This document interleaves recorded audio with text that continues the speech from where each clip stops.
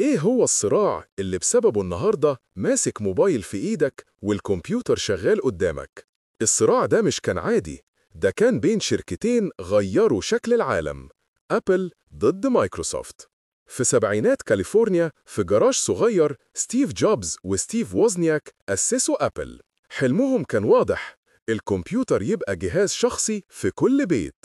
في نفس الوقت تقريباً بيل جيتس وبول ألين أسسوا مايكروسوفت، لكن هم شافوا المستقبل بشكل مختلف.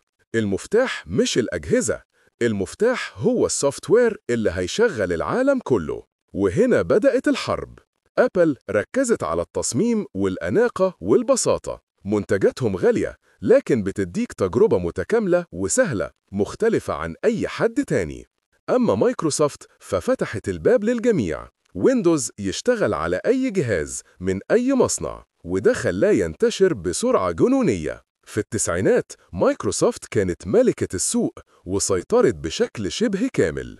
أبل كانت على وشك تنهار، لكن سنة 1997 ستيف جوبز رجع ومعاه فلسفة جديدة.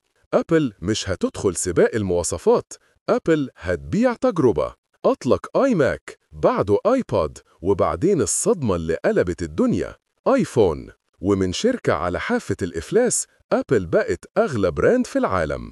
مايكروسوفت فضلت قوية في مجالات الأعمال، السوفت وير والكلاود. ويندوز وأوفيس وآجر خلوا الشركة عملاق لا يهتز. أبل بقت رمز الابتكار والحرية الفردية. مايكروسوفت بقت رمز القوة والاستقرار في البيزنس. المنافسة دي ما كانش ليها فائز واحد، لكن كان ليها نتيجة عظيمة: عالم أسرع، أذكى، والتكنولوجيا أقرب لينا من أي وقت فات.